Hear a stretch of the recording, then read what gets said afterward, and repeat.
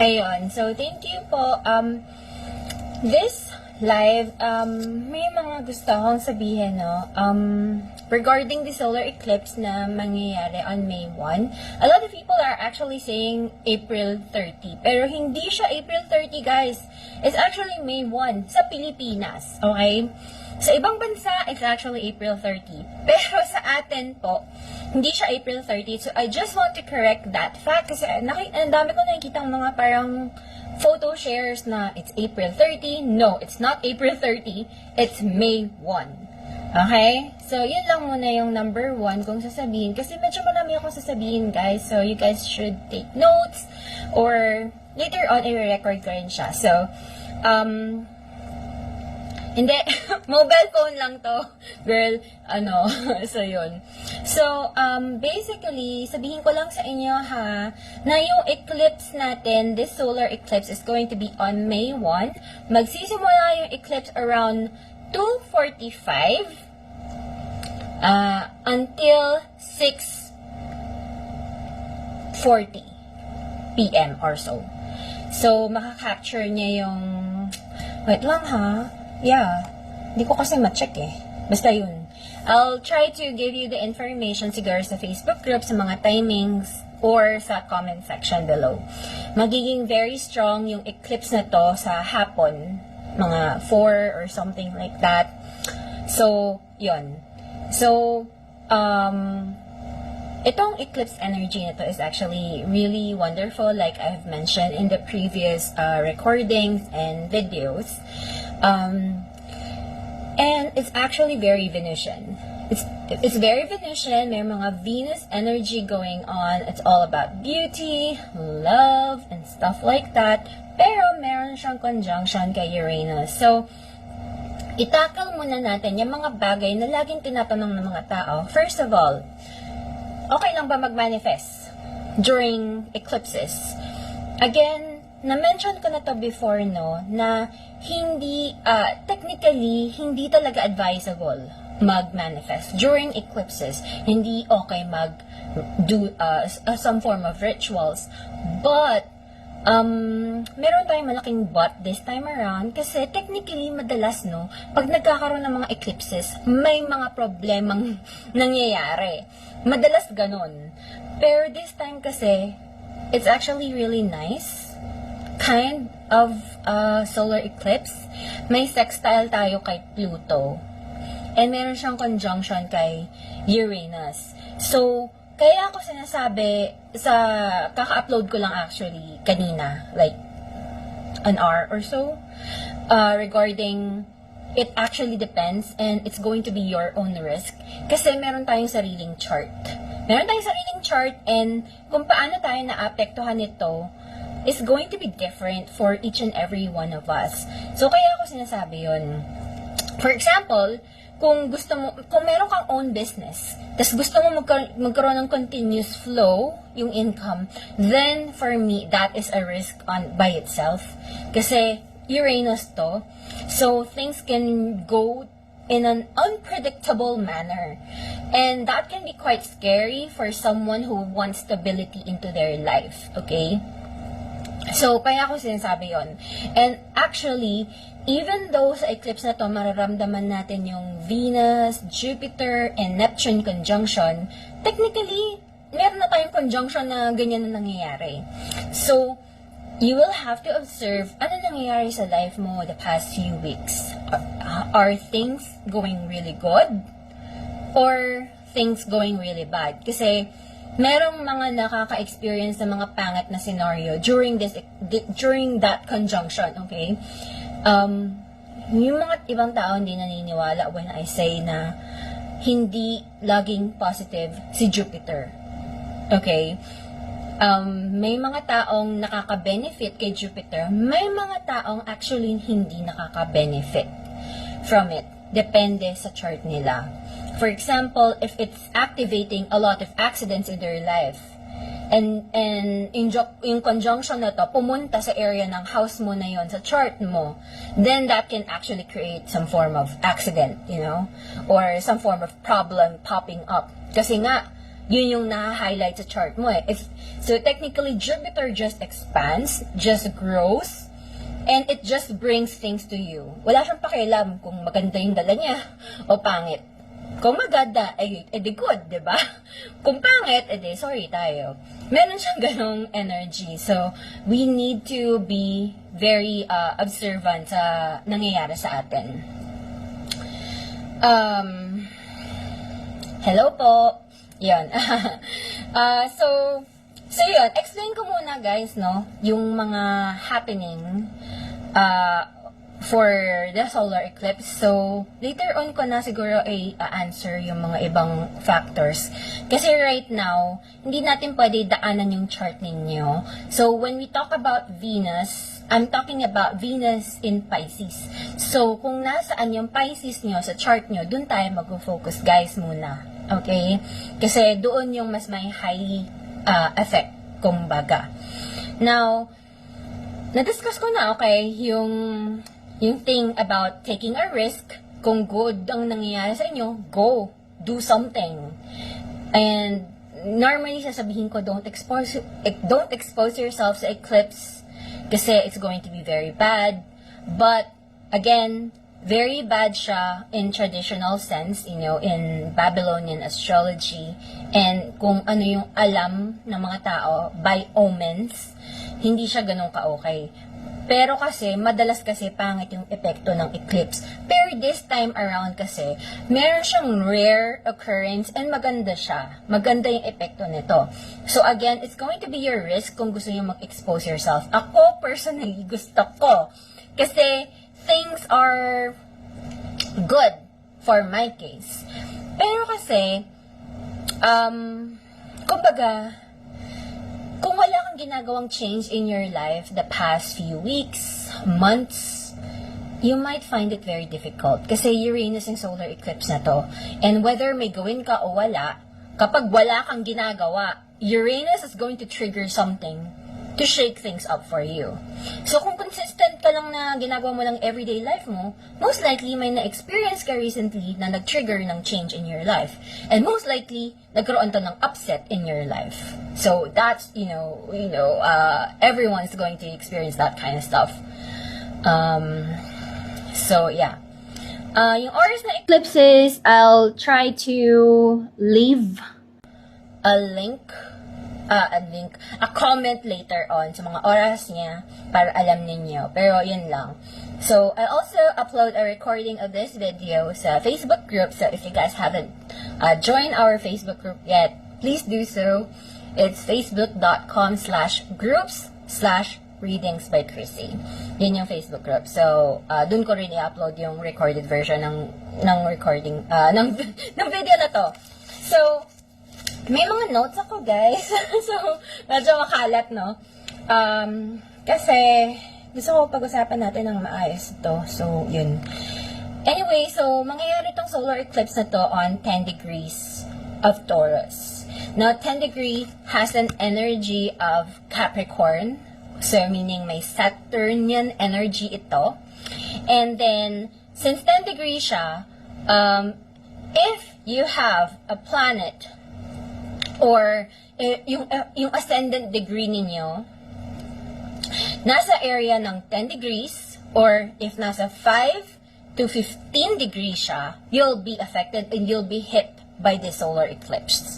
So, ulitin ko lang, if you have any planet, any position sa chart ninyo, sa natal chart ninyo, between 5 to 15 degrees, you'll be hit by this. Regardless kung ano yung sign ninyo. Whether Aries ka, Taurus ka, whatever.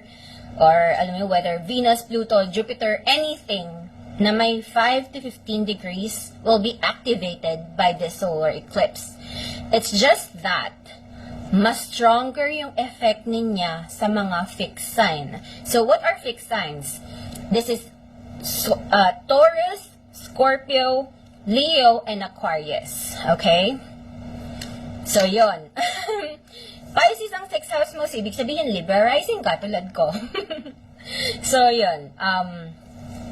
So, if, again, 5 to 15 degrees, ha? And, actually, for me, I'm very, very much affected by this solar eclipse. Kasi, ang ascendant sign, ang ascendant ko is around, actually, ascendant sign ko is actually 10 degrees. So I'll be hit by, alam mo yun, sa ascendant sign ko mismo.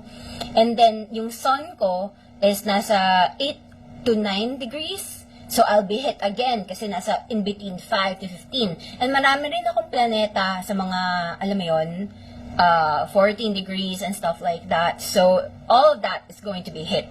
I actually have my Pluto on the 9th degree as well. So, that's going to be hit very strongly. So, sobrang aware ako sa energy ng solar eclipse na ito. So, hindi porket na tatamaan ka ng solar eclipse is going to be pangit. Depende siya sa energy. If the energy is actually good, it might manifest as a good solar eclipse for you, basically. And not to mention na wag natin kalimutan na dalawang benefic ito. Si Venus and si Jupiter, they're all two good ones combining together. So it might just bring a really, really wonderful stuff to us. Yeah.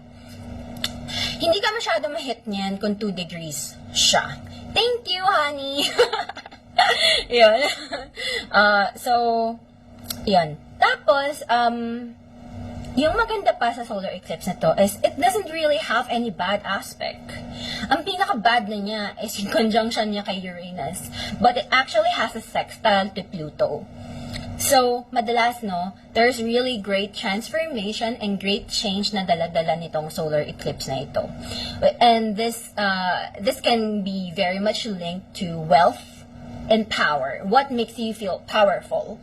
And what, if money is actually a very important thing. Ala, cute naman nun.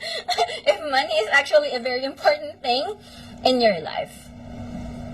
And then, yun nga, this can actually trigger a very unpredictable energy. Pero as a whole, since this is Taurus, this is something that can grow, can blossom. So, also, this is an element wherein it's asking you kung actually, nasagot ko na yung manifestation during eclipses. So, you will have to just rewatch the video na recorded sa Facebook group ko to answer, to get the answer to that manifestation. And nag-upload na rin ako ng previous video regarding manifestation, guys. So, yeah. Ito yung time na parang, if you are stuck, like, kunyari, ilang taon ka na stuck in a certain situation, or feeling mo you are restricted, hindi ka makagalaw, hindi ka makamove forward in your life, whether it's life, love life, or personal life, career, ito yung time na parang fina-force ka ng energy na to, ng eclipse na to actually do something. To do something like a forward momentum, to make a progress into your life, even to the point na you will have to go out of your comfort zone.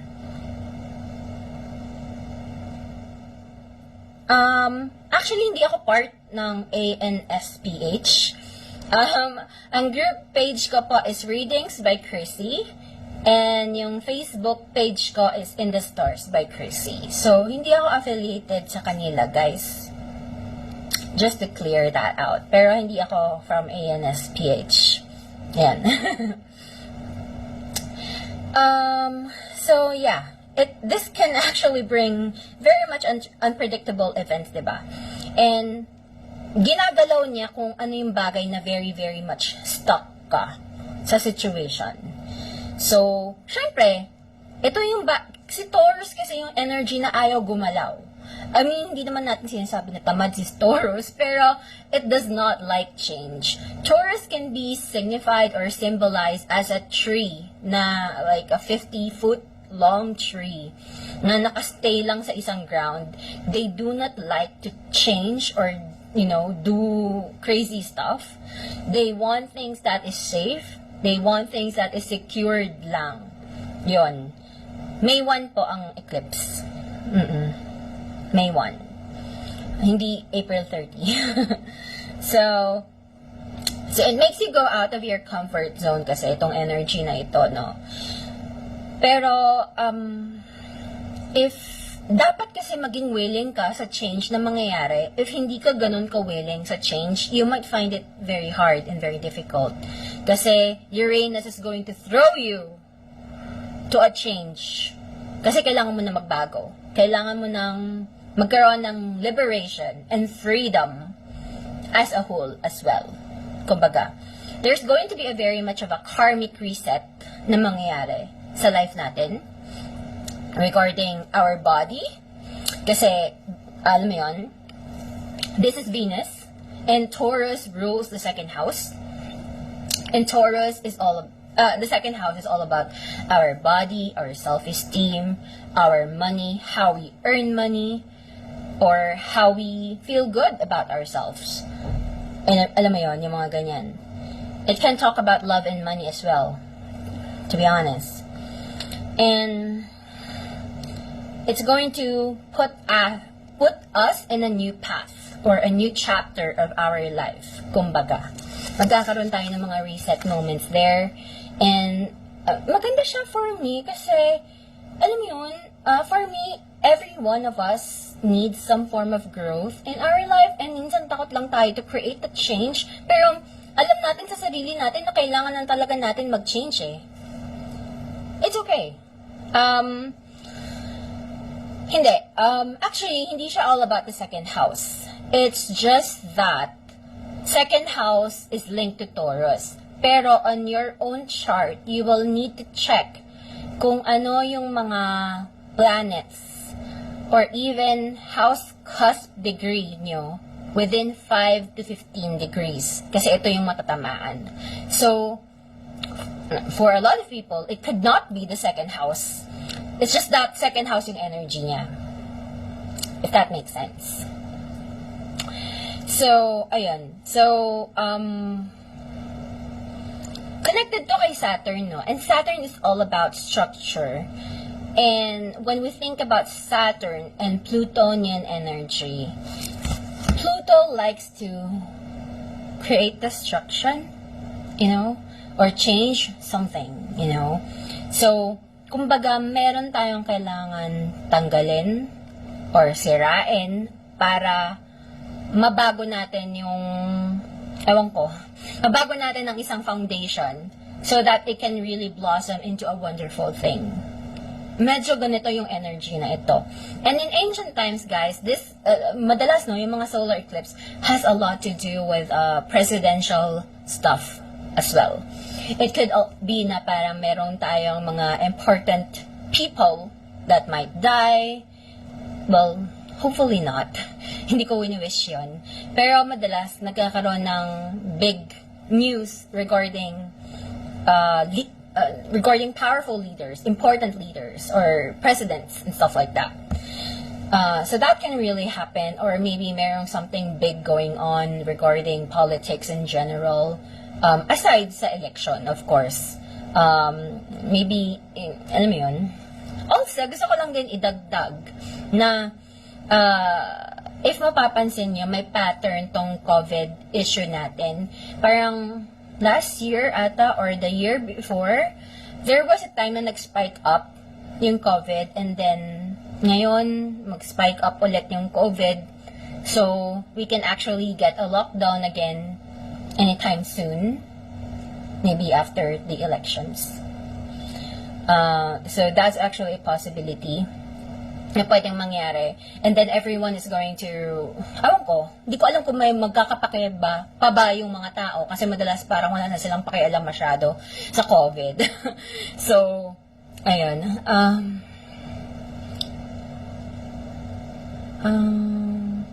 Yeah. Oo, may mga ganyang energy. So, ayun. And then, another thing is that, marami tayong squares din ng, yung rulership ng solar eclipse na to is creating squares as well. So, rulership ng Taurus is actually Venus. So, nagkakaroon siya ng certain activation here. So, this can really activate a form of kung ano yung bagay na kailangan natin i-heal. Something na, alam mo yung deep-rooted within our hearts and soul. Also, meron tayong fixed stars activation this time around. Ay, hindi. Asteroid pala. Asteroid activation. And this is Sisyphus, which is number 1866. And Hebe, which is number 6. And just so you know, this can really talk about Sisyphus has an energy of wanting to escape things, run away from certain things, and getting away with it. Meron siyang ganong energy. And it has a lot to do with our healing and self-worth as well. And pagdating naman kay Hebe, everyone knows na this is all about eternal youth siya, and having a sexual attraction, wanting to be very young again. Pero this also activates yung pain and abuse. Kung naaabuso na ba tayo ng mga tao, or maybe you have been abusing yourself as well. So, gugustuhin nating baguhin yung mga habits na meron tayo, lalo na yung mga bad habits natin, or bad, I don't know, mga habits mo sa mga relationship mo na hindi na talaga okay, kailangan na nila magbago. So, pag sinabi kasi nating eclipse, parang meron tayong laging tinatanggal, you know. Sometimes this is very literal. Something has been eclipsed out of your life. And it doesn't always have to be a person. It could be your facts. Alam mo yun? Kasi this energy has a lot to do with going under the knife. So, people going under plastic surgery or maybe health issue na mayroong kailangan tanggalin para maging healthy yung katawan ng isang tao. Those things can really manifest. And, you know, maybe gusto mo magpapayat pero gusto mo ng easy way out. Gusto mo ng instant papayat. Gusto mo magpalipo. Mga ganyan. So, that's actually this kind of energy as well. True! True!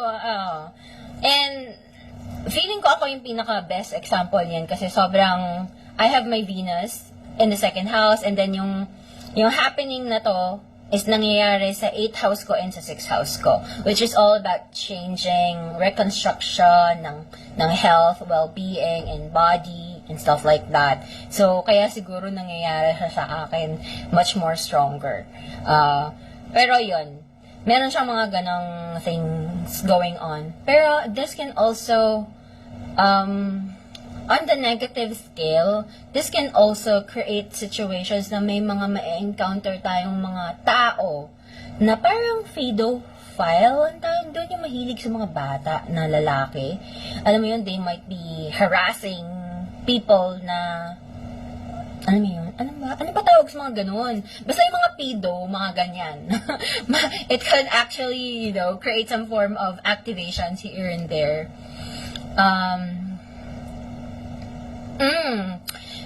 Actually, hindi kasi siya something na pwede mong tiyagain ng matagalan. Ito yung energy na gusto mo siyang, instantly gusto kong pumayat, period, ganyan.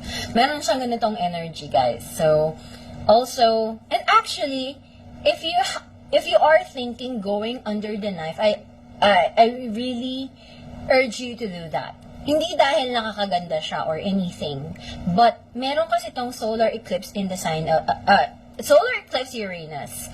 When we talk about Uranus kasi guys, this is like a lightning or thunder, or literally going under the knife, or a knife in itself. And when we talk about knife, marami itong possibilities. Pwede kang masugatan, pwede kang maaksidente, pwede kang, alam mo yun, magkaroon ng blood spilling na pwedeng mangyari.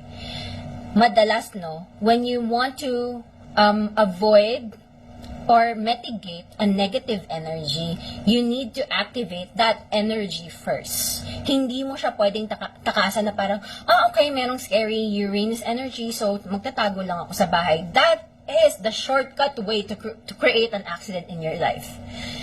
yung pinaka-best way talaga, and I always tell this to my clients, whether you are a paying client or just to anyone, lagi kong sinasabi na huwag kayong ganon.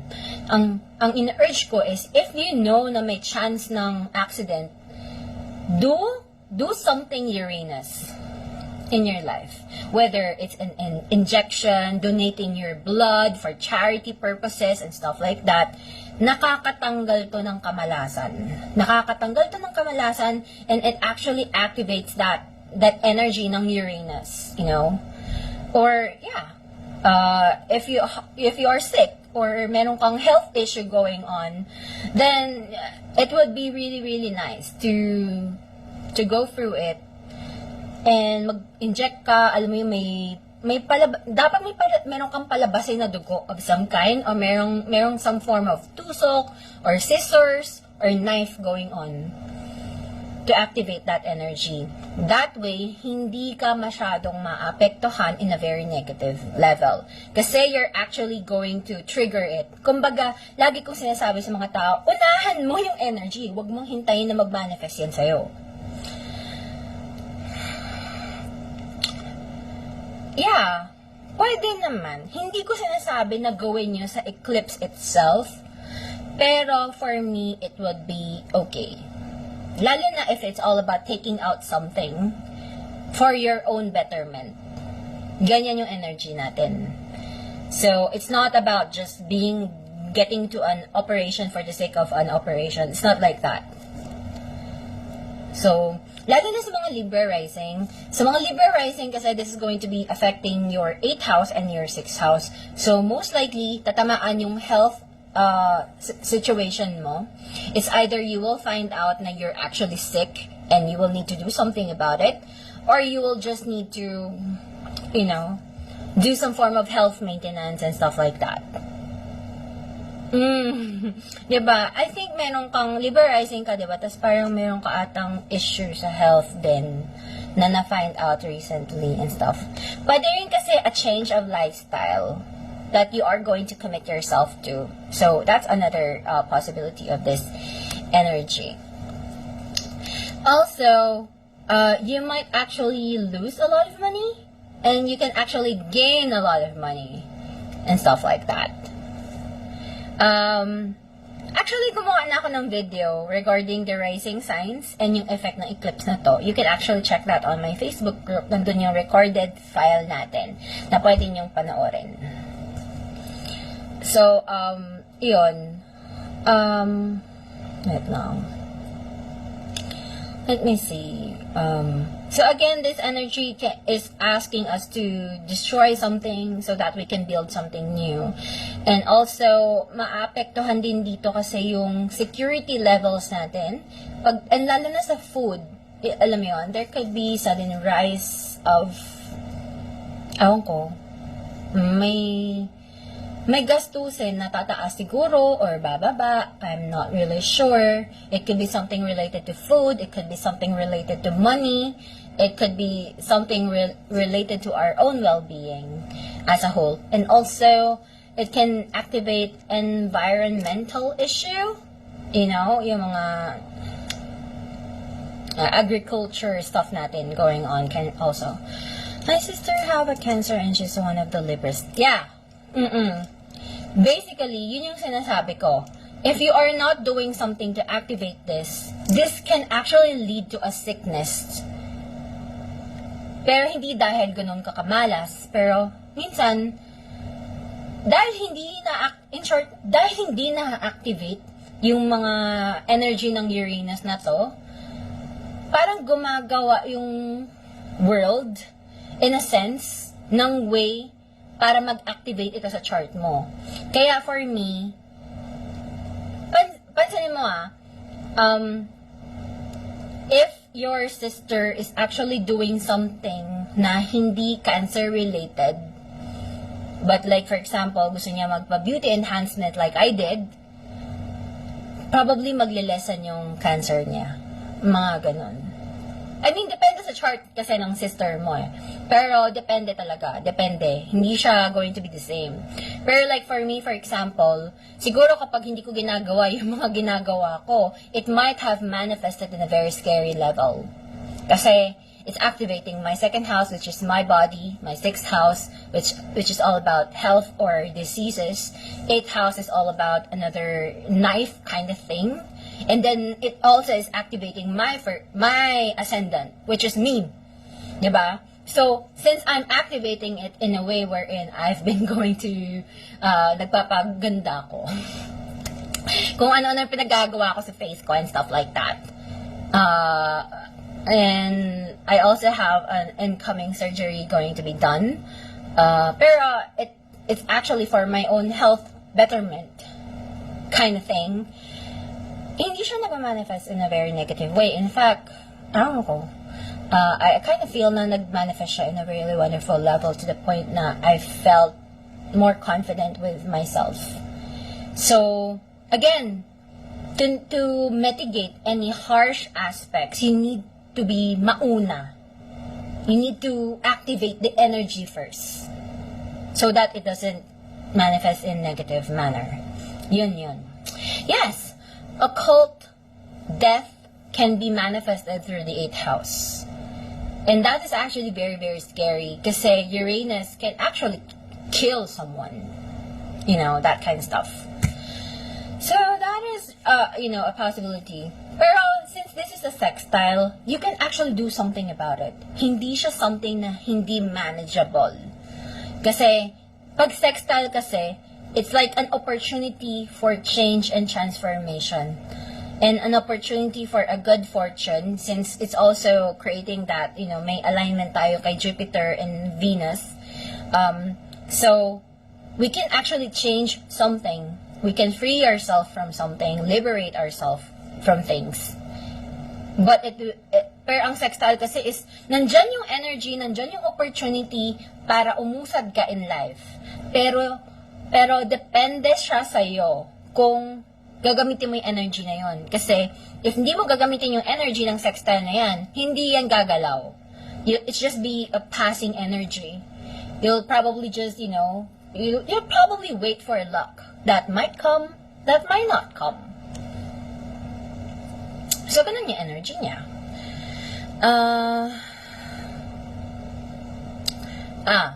Yeah. Yung sun ko is actually on the first house. First house malapit sa second house. Kaya siguro very much affected ako in terms of face and body. The second house is actually ruling the face. Face siya. Yung second house. And lalo na yung dito area. And just so you know, yung mga pinagawa ko is dito rin talaga. Dito. Kasi this is the Taurus area of our chart. Hello po! Ayun. So, hindi ito yung time na parang, alam mo yung, kung sanay ka mag-take ng risk, it might be scary. Kumbaga, meron talagang fear element ito eh. Kasi, you need to do something that you have never done before. Pero just so you know guys, I think wala pang astrologers nagme-mention nito. I'm not sure. Pero meron kasing itong eclipse na to, like a day before the eclipse itself, naka-stationary si Pluto. It's going to be retrograde. So, when Pluto is retrograde, it's very much internalized then. So, our intuition is going to be very, very strong. Marami tayong kailangan baguhin sa sarili natin.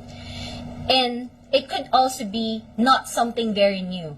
Ito yung bagay na gusto mong gawin before, pero you've never really done the change or transformation yourself. So, wait lang ha, nagbabasa ako ng mga messages ninyo.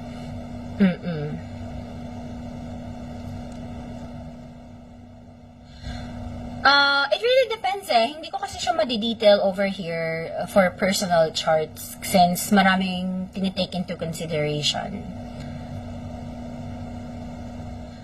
yung mga rising signs predictions, nabigay ko na siya sa huling live natin. Mapapanood niyo po yung live na yung recorded sa Facebook group. Yun. Sa Facebook. It really depends. I cannot promise na magiging mabuti sa tao ang operations. Pero for me, using the Uranus energy is going to be very good. Uranus is anything that is sharp. Okay? That is sharp. Sharp ang Uranus. Kaya nga madalas makikita nyo like a person who is very much a heavy Uranus energy always triggers a lot of sudden events in their life. Parang nakakagulat lagi. Lagi na lang may surprise, lagi na lang may upset. It's either dalawa lang ang effect nito eh. It's either you'll be happy with the surprise that you'll get, or you'll be so disappointed because hindi nag-match up yung expectations mo sa reality. So, ayun. Again, it really depends, guys. Kasi, regardless kung ano sign nyo, you just need to check what is 5 to 15 degrees in your chart. Okay, whether that's moon, or whatever, kahit anong sign pa yan, basta 5 to 15 degrees, that is going to be activated.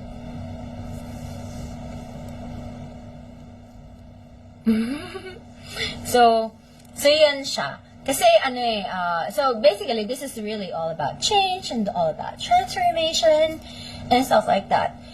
And hindi kasi to madalas about another person, even though it can actually activate relationships and love as a whole. Pero it's really more about your own self-worth. About yourself, how you take care of yourself, what you feel about yourself, basically. Yung mga ganon, may mga kailangan ng baguhin. Basically, kung relationships man yung tatamaan nito, tatama siya in a way wherein you'll be asking yourself, ano ba yung ikakabuti ng sarili ko? Ano ba yung kailangan kong baguhin sa relationships ko na ikakabuti ko for myself? You're gonna do things for yourself because you love yourself more, you respect yourself more, and you feel na kailangan na talaga itong mangyari. Hindi na siya pwedeng Venus and Uranus is going to be activated. So I would assume that this can actually create a make or break scenario when it comes to relationships. It could be na may mga taong magbe-break up. Okay? So I'm not gonna lie on that. That is really possible. Na it's either magkaroon ka ng spark of ewan ko ba, a fling or something. Pero pwede rin siyang a breakup of some kind. That is possible. Yeah, pagka ganyan, guys, pwede kang tamaan, actually. Depende rin sa house positions mo. Natural Lilith na activate. Yeah. So, it depende na lang kung anong houses yung mga yan.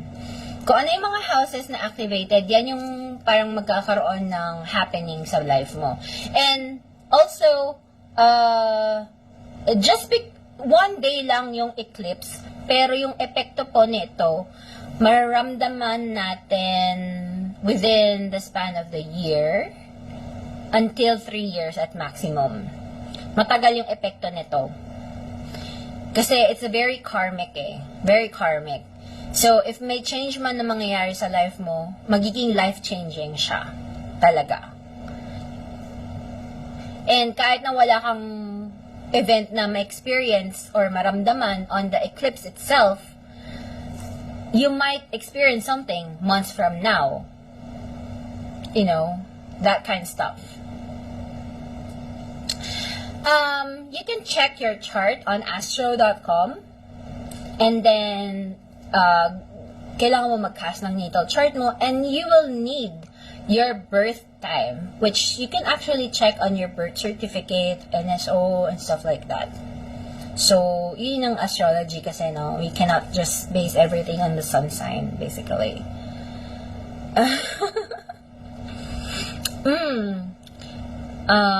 Matatamaan lahat yan. Lahat ng below 15 degrees, 5 to 15. What do you mean by pag maganda ang effect, pwede bang baguhin? I mean, kapag maganda effect, hindi ba parang good thing yun for you? Bakit mo babaguhin? Yes. Hindi ko sure what is nebula, pero I know Astro Matrix, and it's actually good and reliable. So, for me kasi, pinaka-reliable si astro.com. But you can also go to Astro Matrix.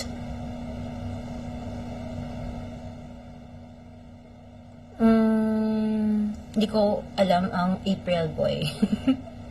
So, anyway, so yun lang siya, guys. So, it's all about growth and intention, kung ano yung gusto mong mag-grow into your life. Yun yung manifestation nito, Meron kang kailangan baguhin sa sarili mo, and papasok tayo sa situation na magkakaroon tayo ng new chapter of our life. Magkakaroon ng new chapter of our life, and it's something that is going to blossom into something new. We are going to enter a new territory in our life. So what is past is already past. So it's really, entering a new cycle of our life. Parang, new world kind of thing. Pero I'm not really into that hype. So, yeah.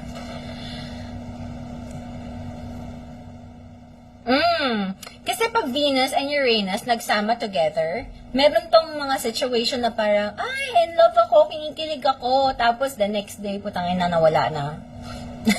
Lumayas na yung lalaki or babae, parang ganyan. Parang, alam mo yon, pinakilig ka lang, pinafall ka lang, tapos iniwan ka sa isang tabi. That is actually possible, Pwede siyang mangyari. And also, I would advise you guys to really, really be careful of investing. Lalo na if you are jumping into it in a very impulsive way. Kasi remember, meron tayong Neptune here, and Neptune is all about illusion, delusion, taking something away, disillusion, alam mo yun, may nawawalang pera and stuff like that. So, again, it's going to be your risk. It's your risk. Pero for me, hindi kasi maganda and advisable na gumawa ka ng something big during eclipse, unless na lang na it's actually part of your journey and stuff like that. Pero kasi for me, with the energy of this eclipse, it's all about something to do with yourself, self-worth, and with health and beauty. Ganyan siya talaga. I'm not going to say that it's going to be for money. If ever man, ang money purpose dito is all about taking away. Hindi siya more on growth itself, but that is also a possibility. Pwede ka magkaroon ng growth, pero hindi siya mangyayari through gambling. Hindi ganon. Actually, you will need to check Kasi I cannot really, marami kasing mga combinations na pwedeng mangyari sa mga activated houses natin. So, for example, if it's activating your first house, you need to do something sa katawan mo, sa physical appearance mo. Okay? Like for me, I have my Mercury, Sun, and Pluto sa first house area, which is, kaya naapektuhan yung physical appearance ko. Sa second house, kailangan mo sigurong may change sa money mo, how you earn your money. Pag nasa third house naman sila, maybe it has something to do with how you communicate with people. It could be sa cars, travel, everyday life. And then, you will need to be careful pag nasa third house kasi pwede siyang something to do with cars, diba? Or machinery. And pwede kang magkaroon ng situations na hindi ka nag-ingat, and then you might lead to an accident. That is possible, So, you need to be careful about that. It has a lot to do with our thinking, so maybe it can manifest in a very intuitive level as well. Pag nasa fourth house naman, pwede siya something to do with the family, something to do with your foundation, emotional foundation, na kailangan mong baguhin and stuff like that. Sa fifth house naman, it could be something to do with something to do with children, something to do with fun, hobbies, and stuff like that, what you enjoy doing. The sixth house is health or work or service of some kind. The 7th house is all about relationships, the other person, the other partner. And then 8th house is a very psychological house. It's related to occult, transformation, and trauma. So yung mga traumas natin. The 9th house has a lot to do with our deep-rooted desires in life, the things that we want in a very emotional level. It could be related to foreign lands, foreign services, and stuff like that. Or education of some kind. Maybe you want to study something, astrology or something like that. The 10th house has a lot to do with our image, how people see you, what they think of you. Ano ba yung judgment nila sa itsura mo, yung mga ganyan. Yes, if you know your progress charts, whether, alam mo yun, you can actually, I would suggest to check your progress chart and your solar chart, if you know. You might want to take notes.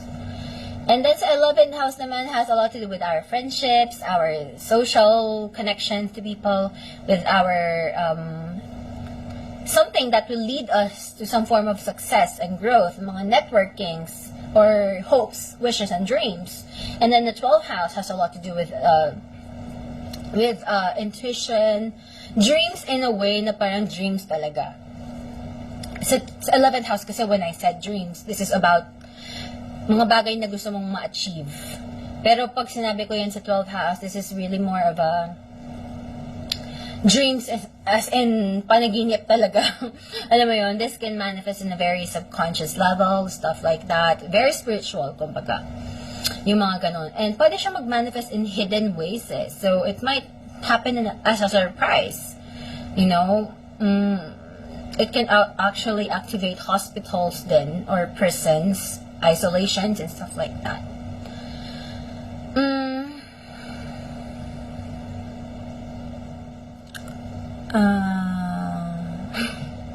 Nako, hindi ko alam ang sagot dyan.